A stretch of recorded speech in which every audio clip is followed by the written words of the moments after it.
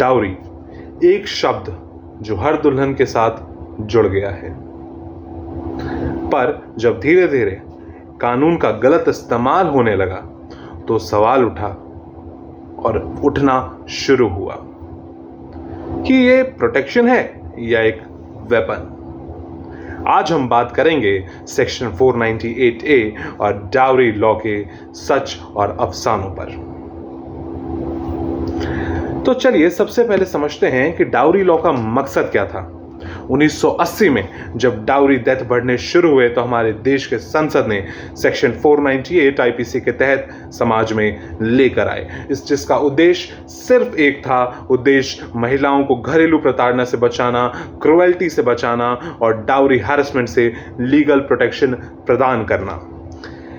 और ये जो प्रोविजन होते हैं, अगर इसके तहत आप के ऊपर केस हो गया, एफआईआर हो गया, तो बिना किसी इन्वेस्टिगेशन के आप जेल जाएंगे। इससे आप बच नहीं सकते हैं और इन केसों में बेल मिलना भी बहुत मुश्किल होता है। तो चलिए समझते हैं कि अब जो ये नई दिक्कत आई है वो कहां से आ रही है। दिक्कत क्या है? कानून जब एक तरफ का हो और उसका मिसयूज शुरू हो जाए तब न्याय भी वेपन बन जाता है। जैसे सुप्रीम कोर्ट ने 2014 में कहा कि section 498 is misused to harass the husband and in laws for personal favours, personal benefits. NCRB के डेटा के हिसाब से हर साल 1 लाख अरेस्ट होता है सेक्शन 498 के तहत, लेकिन 90% से ज्यादा केस एक्विटल या विड्रॉ पे खत्म हो जाता है। तो चलिए अब हम जानते हैं कुछ रियल लाइफ केसेस के बारे में कि दिल्ली से एक केस हुआ। उस व्यक्ति का मैं नाम नहीं लिखता हूं, गोपनीय रखता हूं। दिल्ली के केस में उनकी वाइफ ने उन पर दफा 498A, 406, 506 और डोमेस्टिक वायलेंस एक्ट के 6 केसेस उनके ऊपर लगा दिए।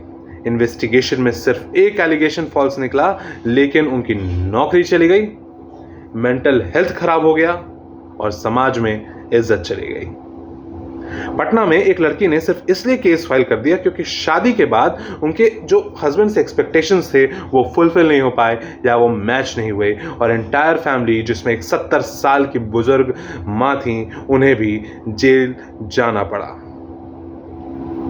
हमेशा कहा जाता है कि जस्टिस डिलेड तो होता ही है, लेकिन जब फॉल्स केस होता है तो जस्टिस डिनाइड भी हो जाता है।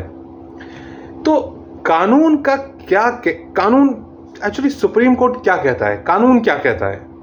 तो हमारा जो Arnesh Kumar versus state of Bihar का जजमेंट है उसमें सुप्रीम कोर्ट ने कहा कि ऑटोमेटिक अरेस्ट बंद करो, पहले इंक्वायरी करो, इन्वेस्टिगेशन करो, उसके बाद अरेस्ट करो। दूसरे केस में जिसमें 2017 में Rajesh Sharma versus state of UP में सुप्रीम कोर्ट ने कहा कि फैमिली वेलफेयर कमेटी बनाइए ताकि फिल्टरिंग हो सके केसेस की। पर वहीं 2022 में सुप्रीम कोर्ट ने ये गाइडलाइंस डाइल्यूट कर दिए, खत्म कर दिया, क्योंकि जेन्युइन केसेस भी डिले हो रहे थे।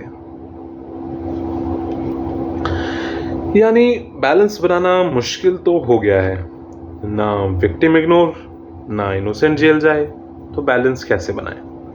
तो डाउरी एक्ट जो है वर्सेस डिफरेंस क्या है, मतलब डाउरी एक्ट वर्सेस 498A लोग कंफ्यूज करते हैं, कहते हैं कि जो डाउरी प्रोटेक्शन एक्ट है 1961 का, उसमें ये लिखा है कि डाउरी लेना एक क्राइम है। वहीं सेक्शन 498 आईपीसी कहता है क्रुएल्टी ड्यू टू डाउरी या हैरेसमेंट पनिशेबल है, वो भी 3 साल के लिए। डोमेस्टिक वायलेंस एक्ट 2005 कहता है कि इमोशनल वर्बल अब्यूज भी इसके अंदर आएगा। यानी एक ही इशू पर 3 लॉ लगते हैं और सिस्टम कॉम्प्लिकेटेड हो जाता है। तो इसका सोल्यूशन क्या है? इसका सोल्यूशन है कि अगर आपने फर्जी केस करा, फॉल्स कंप्लेन करा, तो strict punishment, gender neutral laws लाना डोमेस्टिक वायलेंस के लिए और क्रुएल्टी के लिए, क्योंकि जरूरी नहीं डोमेस्टिक वायलेंस या क्रुएल्टी सिर्फ महिलाओं के साथ हो। काउंसलिंग एंड मेडिटेशन कराना before FIR in severe cases. इन ऐसे केसेस को फास्ट ट्रैक कोर्ट में भेज दिया जाए ताकि जो फैमिली डिस्प्यूट है, ताकि इनोसेंट को जेल में ना रहना पड़े और डिस्प्यूट जल्दी रिजॉल्व हो जाए। और फैमिली मेंबर्स जिसमें बहन माँ बाप आ जाते हैं, इनको ब्लाइंडली अरेस्ट ना करना। तो दोस्तों, डाउरी का दर्द झूठा नहीं है, लेकिन जब कानून का गलत इस्तेमाल होता है तो असली विक्टिम्स भी छुप जाते हैं।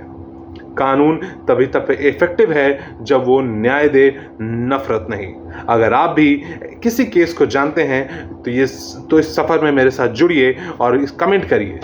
मैं हूं अधिवक्ता गोपाल कृष्णा, आपके लिए कानून के साथ, सच के साथ। वीडियो पसंद आया तो लाइक कीजिए, शेयर कीजिए, सब्सक्राइब कीजिए। धन्यवाद।